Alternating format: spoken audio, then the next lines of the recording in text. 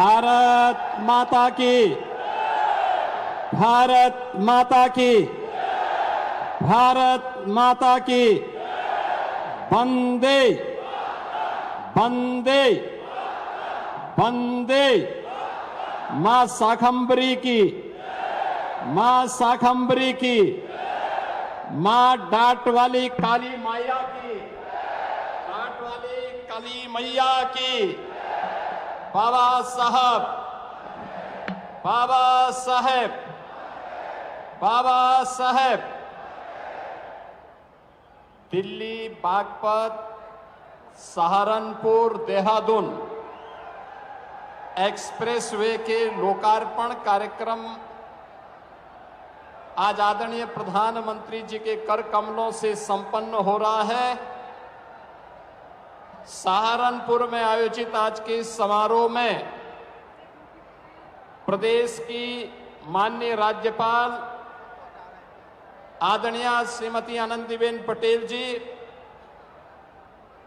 उत्तर प्रदेश सरकार में मंत्रिमंडल के मेरे सहयोगी उप मुख्यमंत्री द्वय श्री केशव प्रसाद मौर्य जी, श्री ब्रजेश पाठक जी,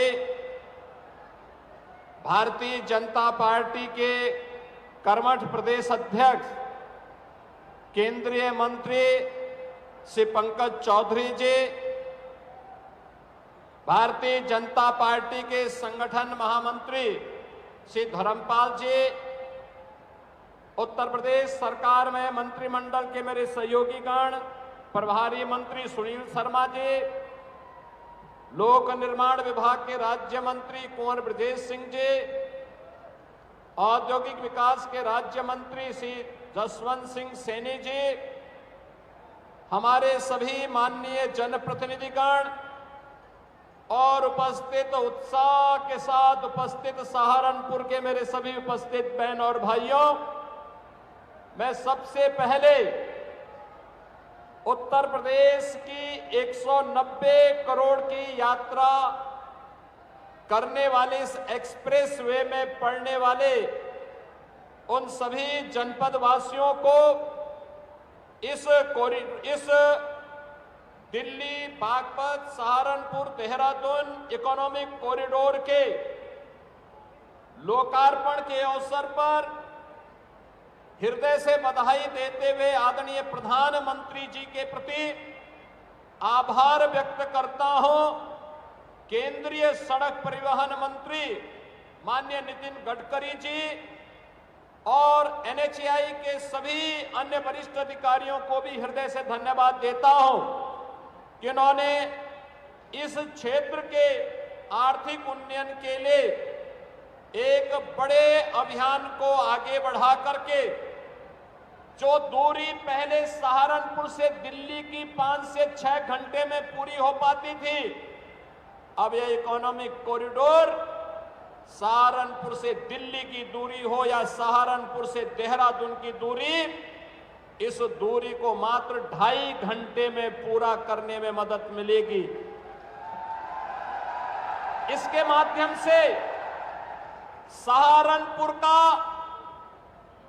वुड वर्क का जो कार्य है, काष्ठ कला का जो कार्य है, यहां के शामली, मुजफ्फरनगर, मेरठ, बागपत, यहां पर जो भी प्रोडक्ट बनता है, जैसे मेरठ के अंदर स्पोर्ट्स का हर आइटम बनता है, यहां का अन्नदाता किसान मेहनती है, गुड़ की मिठास, सब्जी उत्पादन के लिए, और यहां पर अन्य तमाम प्रकार के अन्नदाता किसानों के द्वारा अन्न उत्पादन और खाद्यान्न उत्पादन के साथ साथ फ्रूट्स और वेजिटेबल के उत्पादन के कार्य को भी आगे बढ़ाया जाता है। अब इसके माध्यम से न केवल राष्ट्रीय राजधानी बल्कि राष्ट्रीय राजधानी के साथ साथ दुनिया के बाजार में पहुंचाने का एक उत्तम माध्यम यह इकोनॉमिक कॉरिडोर आपको प्राप्त हो रहा है। इस अवसर पर मैं आप सबको हृदय से बधाई देता हूं, अपनी शुभकामनाएं देता हूं। बहनों और भाइयों, आज का यह अवसर हम सबके लिए अत्यंत महत्वपूर्ण है। भारत के अंदर सामाजिक न्याय को जमीनी धरातल पर उतारने वाले भारत के संविधान के शिल्पी बाबा साहब डॉक्टर भीमराव अंबेडकर जी की आज 135वीं पावन जयंती है। याद करिए, उन्होंने भारत के संविधान के माध्यम से भारत के हर नागरिक को, चाहे वह किसी जाति का हो, किसी संप्रदाय का हो, किसी क्षेत्र का रहने वाला हो, महिला हो, पुरुष हो, बुजुर्ग हो, नौजवान हो, उन सबको एक समान अधिकार देकर के एक सशक्त भारत की नींव भारत के संविधान के माध्यम से रखी। बाबा साहब के प्रति कृतज्ञता ज्ञापित करते हुए आदरणीय प्रधानमंत्री जी ने देश के अंदर पंचतीर्थ बनाए और आज आदरणीय प्रधानमंत्री जी की प्रेरणा से हमारी सरकार ने तय किया है, बाबा साहब भीमराव अंबेडकर,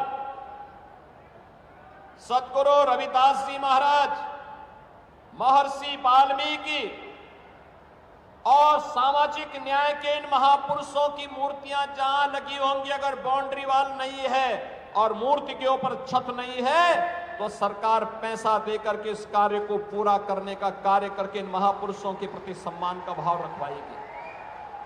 यह कार्य प्रारंभ होने जा रहा है। बहनों और भाइयों, यह सम्मान आने वाली पीढ़ी को एक सूत्र में जोड़ करके प्रधानमंत्री जी के एक भारत श्रेष्ठ भारत के अभियान को आगे बढ़ाता है।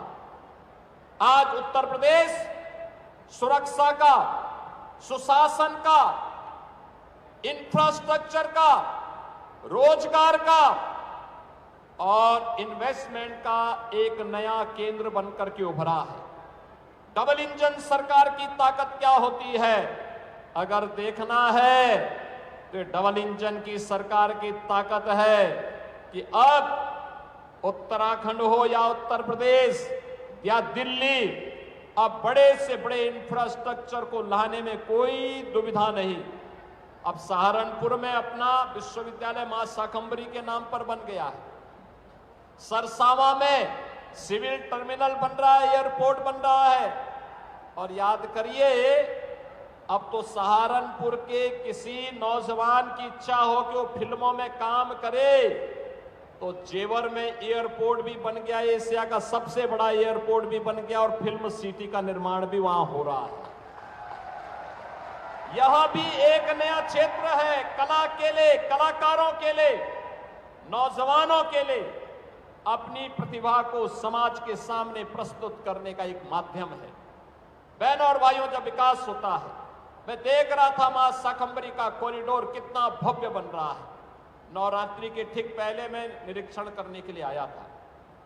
ये तब होता है जब उस प्रकार की सरकार जो विरासत का भी संरक्षण करती है और विकास के कार्यों को बिना रुके, बिना डिगे, बिना थके लेकर के आगे बढ़ सकती है। बांटने वाला व्यक्ति जाति के नाम पर, परिवारवाद के नाम पर समाज में वैमनस्यता पैदा करने वाला व्यक्ति कभी विकास के बारे में नहीं सोच सकता। जिन लोगों ने बांटा है, जो लोग विभाजन में विश्वास करते हैं, जो लोग अराजकता पैदा करने में विश्वास करते हैं, जिन्होंने प्रदेश की पहचान पे संकट खड़ा किया था, जिन्होंने माफियाओं को प्रश्रय दिया था, जिन्होंने कर्फ्यू और दंगों को आगे बढ़ाया था, उन लोगों से उम्मीद करना कि वे लोग विकास करेंगे, नौजवान को रोजगार देंगे, किसानों के लिए कोई कार्य करेंगे, अपने आप में एक दिवा स्वप्न है। और यह तभी संभव आज हो पाया जब कोई लोकप्रिय नेतृत्व और यशस्वी नेतृत्व होता है। आदरणीय प्रधानमंत्री जी के नेतृत्व में नया भारत विकास, सुशासन और सेवा का जो मॉडल खड़ा कर रहा है, उस मॉडल को आज इस इकोनॉमिक कॉरिडोर के माध्यम से भी हम सब देख रहे हैं। मैंने सहारनपुर में भी, मेरठ में भी, बागपत में भी कहा है कि यहाँ पे एक अच्छा क्लस्टर तैयार करिए, इंडस्ट्रियल क्लस्टर, हाउसिंग के क्लस्टर। सहारनपुर के प्रशासन को ही मैंने कहा है, ढेर सारे रोजगार के अवसर प्राप्त होंगे। यहाँ के किसानों के उत्पाद को न केवल देश की राजधानी लखनऊ, देश की राजधानी दिल्ली में बल्कि यहां से गंगा एक्सप्रेसवे को जोड़ने और गंगा एक्सप्रेसवे के माध्यम से उसे लखनऊ तक पहुंचाने में और वैश्विक बाजार तक पहुंचाने में मदद मिलेगी। हमारे अन्नदाता किसानों को ज्यादा दाम मिलेगा। आज बहनों और भाइयों, बाबा साहब भीमराव अंबेडकर जी की इस पावन जयंती कार्यक्रम के अवसर पर यह सहारनपुर वासियों को, पश्चिमी उत्तर प्रदेश के वासियों को आदरणीय प्रधानमंत्री जी के कर कमलों से प्राप्त हो रहा है। यह कॉरिडोर पहले कितना कठिन होता था, याद करिए। टाट काली मां के स्थान से जुड़ा हुआ जब उत्तराखंड में हम लोग घुसते थे, रोड ब्लॉक हो जाती थी, बरसात के दिनों में पूरा आवागमन बंद हो जाता था। देहरादून के लोग इधर नहीं आ पाते थे और सहारनपुर के लोग या फिर अन्य जनपदों के लोग इस मार्ग से देहरादून नहीं पहुंच पाते थे। उन्हें हरिद्वार वाले मार्ग का शरण लेना पड़ता था। और इसीलिए आज प्रधानमंत्री जी के प्रति आभार व्यक्त करने के लिए हम सब यहाँ पर एकत्र हुए हैं।